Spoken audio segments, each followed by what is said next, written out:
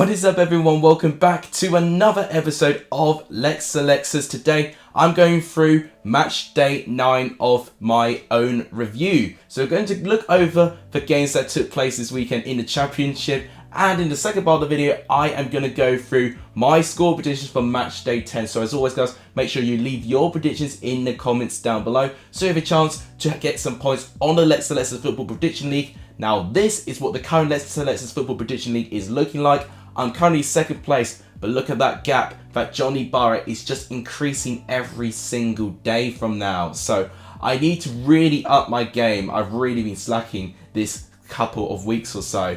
This is what the League 1 table is looking like. If anyone new has not entered a prediction yet, you'll very likely be in the Lex Selects Football Prediction League 1. So there's absolutely nothing stopping you. If you guys like what you see, please give a video a like. It does really help the channel. Let's try and push for 20 likes in this video. I'll be terrifically appreciative. Please hit that subscribe button if you haven't done, or if you're new around here, it does really help.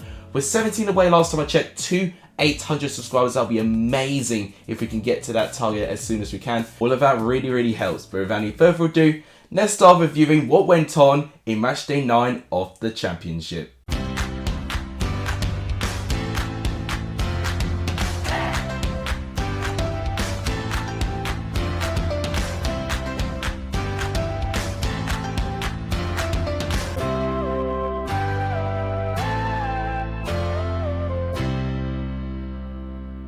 So we start off today with Coventry continuing their perfect home form with a 3-0 victory over Peterborough. They're the only side in the championship to not drop a single point at home this season. They've really made the Ricoh Arena and their return to the Ricoh Arena a really tough place for teams to go to. Everyone's just full of confidence there. If you've got a team full of confidence, that is really a difficult thing to break in a team's stride. Guy Alcaraz especially is full of confidence right now, scoring 7 goals now this season, and he's actually the joint top goal scorer out of every single player in the championship with 7 goals at the moment. So he's doing unbelievably well. I'm liking the link-up play between him and Waghorn. I definitely think that could definitely be improved upon, but can even elevate the team even further. If they've got a good identity going forward, then Coventry are definitely going to have a really positive time. With Peterborough, they weren't really in it in the first half, and I've noticed that with Peterborough. There's only been 1 or 2 games that Peterborough have actually really turned up a good performance in the first half. It takes them a bit of time generally to figure a team out, and then they go for it.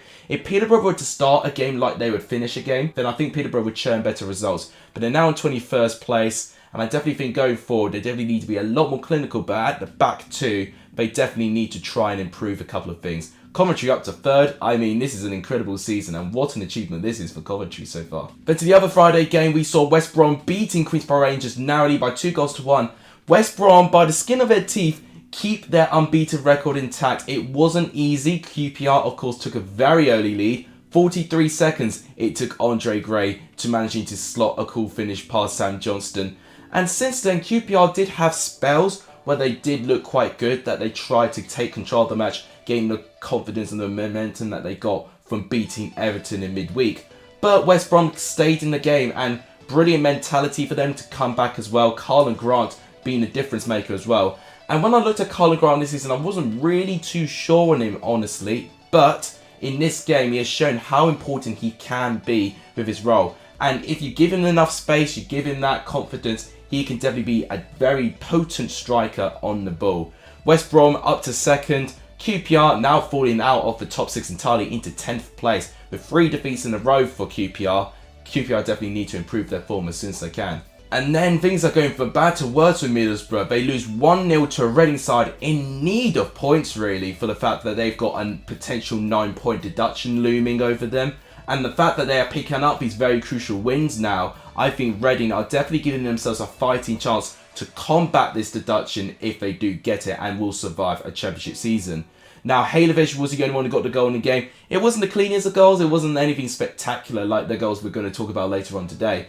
But the build up to it was brilliant. John Swift with the assist. John Swift has got the most goal contributions out of any player so far this season. So he has been absolutely unbelievable, John Swift, and he's definitely going to get a lot of clubs interested if he keeps his performances up. As with Middlesbrough, they didn't really compete. I know they had a couple of shots, but to only have 2 shots on target in the whole game is not a fantastic sign for them. And they did get Matt Crooks sent off. I think that may be overturned.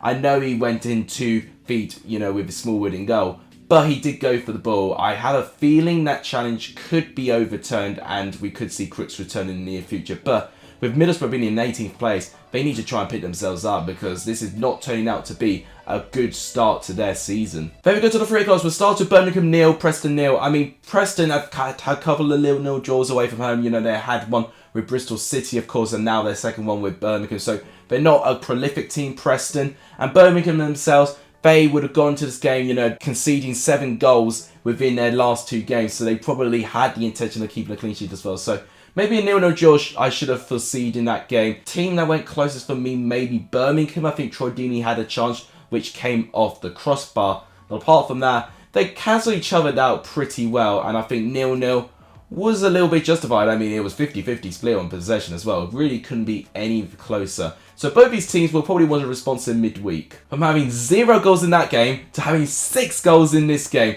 Just the variety you see in the Championship. Blackburn 5, Cardiff 1. This has given me a similar flashback when Sheffield Wednesday beat Cardiff by 5-0, nearing, when they were almost confirmed for relegation. And Cardiff have been on the back of a couple of those results, of course, and this is another example of that. Now, Ben Brereton Diaz is the absolute hero, a hat-trick in this game, and he really orchestrated things. He's also got 7 goals so far this season and can be in intention of a Championship top goal scorer at the moment. Sam Gallagher and Tyrese Stoner got the other 2 goals for Blackburn. Cardiff did get 1 back from Sean Morrison, but by that time they were 4-0 down, and any goal at Cardiff would have been a consolation. And if you notice that, look at this, 61% of the ball Cardiff have, and only 39% Blackburn had. They made their chances count. Blackburn outshot Cardiff despite having almost a third of the ball, and having 10 shots on target compared to Cardiff's 5. They were a lot more clinical, and that is going to be the difference. And following that, Blackburn still in the top 6. And we've seen it with Blackburn, they tend to have a good start to the season. Can they fulfill that? We're going to have to wait and see. As with Cardiff, they're now starting to fall away for a little bit. This is 3 defeats in a row now for Mick McCarthy. This is giving me similar vibes to when under Neil Harris that Cardiff had 4 defeats in a row and eventually he got sacked, of course. So Mick McCarthy may have to be a little bit careful. And Blackburn make it 2 consecutive wins with 2 consecutive 1-0 home wins, and now the second one coming up against Barnsley. If you look at the stats, apart from possession, you would say it was a pretty close game, but when it comes to clear-cut chances, the team that did a lot better was Blackpool. They crafted more, they had more energy about them, they had more determination. Shane Lavery, I mean, I've got to talk about him, Blackpool got him from Linfield in the Irish League, and when you get players from the Irish League, you're not too sure whether they can step up to this level, but Shane Lavery has proven more to that. He's proven absolute wonders, and he has been the goal scorer for Blackpool's team. He's really been the one keeping this side ticking and keeping them to compete in this Championship season as well. I can't imagine where Blackpool would be without his goals. As with Barnsley, this is now stretching to 8 games without a win from Barnsley now. And people, I think, are starting to grow a bit impatient with Shop. He definitely needs to pick up some points as soon as he can. Only 3 points above the relegation zone. Definitely Barnsley need to start winning, or the alarm bells are going to start kicking in. Then to the Vitality Stadium, Bournemouth continue to win again. 2-1 this time against Luton Town. They are absolutely storming this season so far. They're first place. They're still unbeaten in the league as well. The joint most wins out of all Championship teams alongside with Coventry. Philip Billing and Dominic Solanke were the 2 goal scorers for Bournemouth. And I'm liking the involvement of Ryan Christie. He got the 2 assists of these goals, both involving him going down the left-hand side and putting in a pin-perfect cross. And I think Ryan Christie is going to be a very important player this season. I was waiting for this game to make everything click for Ryan Christie because I know how good he is from Celtic. And this is the first game I've seen Ryan Christie play a very important part, which I'm really excited to see how he carries on for the rest of the season. With Luton, they did have glimpses of good quality, and obviously they had a bit of a consolation with Reece Burke getting the goal. I just think they reacted a bit too late. They tried to weather the storm, and then unfortunately the damage was already done by this Bournemouth team within the first 30 minutes of the game. It would have been a mountain to climb for Luton to get back into this. Luton now in 16th. I wouldn't say their performances reflect their position, but definitely they need to try and improve and try and concede less chances. Then I think Luton could start getting back their momentum they had at the start of the season. And Fulham once again failed to pick up all 3 points because Bristol City, they're going through a bit of an unbeaten run at the moment, which I'm really excited to see with Bristol City at the moment. They've got a 1-1 draw, still winners at home in 25 matches, which has got to be heartbreaking. But they have every reason to be proud of themselves with this performance, and if anything, they really try to push for it in near the end. Now, you may notice the stats, 22 shots once again for Fulham, only 5 on target. And that's one thing I want to put to the attention, because that's only a 25% conversion rate with shots on target. And that is not good. So for me, Fulham need to improve going forward in terms of being clinical. They could definitely have the energy and the quality to create chances, but they need to be clear-cut chances and not chances where people just shoot over the bar or whatever. They need to test Dan Bentley in goal. Bristol City, of course, having much less of the ball, but they did do wonders with it. They did manage to get an equaliser from Casey Palmer after Mitrovic did get the opener for Fulham. And following this, Bristol City are up to 8th place, which I honestly would not have expected, but fair play, Bristol City. You really have stepped up so far this season. We'll see if this form for you can continue. As with Fulham, if they cannot get out of this rot right now and start picking up wins quickly, there could be a lot of pressure. There's a lot of expectation going on with Fulham this year. Steve Cooper's first game in Nottingham Forest manager ends in a 1-1 draw, and Millwall just can't get enough of that result, and they just can't get enough of draws. It's their 6th draw this season with their first 9 matches, and following this, Millwall are all the way down in 19th place. Millwall did take the lead, and it was good build-up play from that goal as well. It was Shea Ojo with a fantastic cross. He kind of lost his balance, but it was a brilliant cross, and Matt Smith doing the rest, getting enough contact to get the ball by Samba.